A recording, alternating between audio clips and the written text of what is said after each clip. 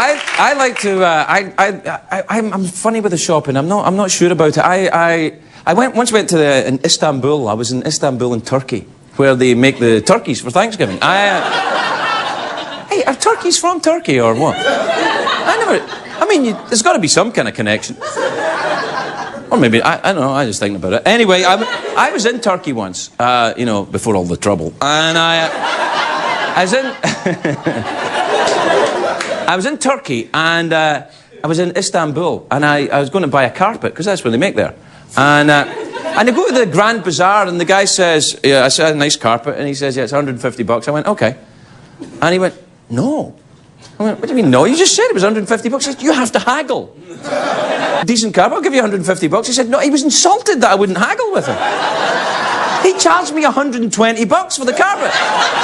That's crazy, isn't that crazy? That's crazy. There was once when I was working in Portugal once, doing something for the BBC. I'm glad that's over. I could never go back. Ooh, it's the sound of a bridge burning, I think. I had some time off, so I rented this. I've always wanted one of those, you know, these knives, the scimitars, the big curly knives. They kind of, I always wanted one. I always thought they looked very kind of dashing, in case I wanted to go out at Halloween. So I thought I'll go to Morocco, which is about 1,000 miles from Portugal. So I rented this little crappy French car, the Renault 5, terrible car. It's like the Yugo without the glamour. It's a little Barney Rubble car. It's a little kind of feet out the bottom car. And I drove it from Portugal. I drove it all the way across southern Spain with a girl I used to go out with.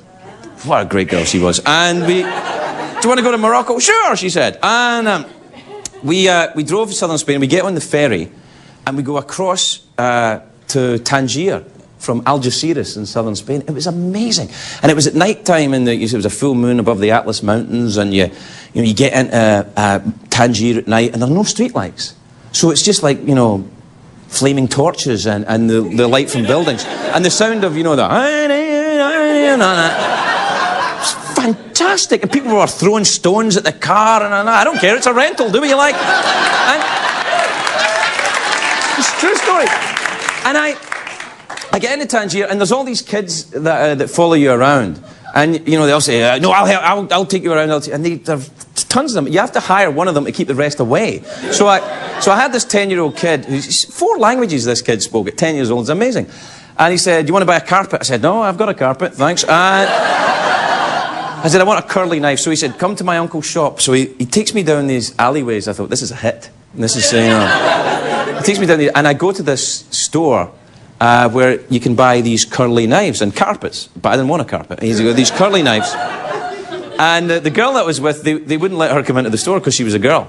Man, she was mad.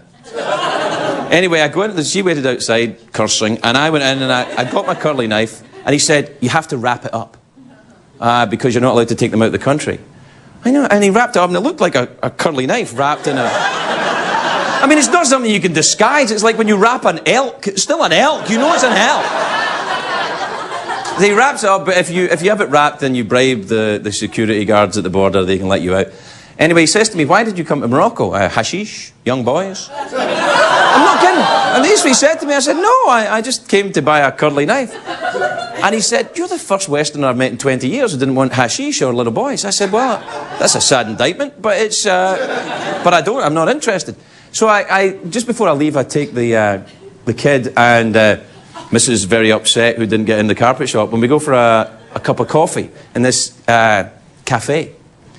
And we sit down in this cafe, and I'm talking to the kid, and I'm trying to say, look, I'm sorry, it's their culture, they wouldn't let you into the store, all that.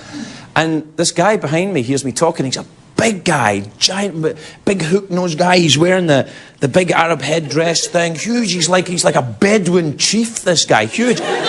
And he turned and he said to me exactly in this accent I'm about to do, exactly like this. He said, hey, pal, are you from Scotland? I'm not kidding. Absolutely. I said, what? He said, I learned English in Glasgow at the university there. So he spoke English with a Scottish accent. Anyway, the moral of the story is this. That's what I call a shopping trip. You know what I'm saying? Get in the car, do that, go on Morocco. Worldwide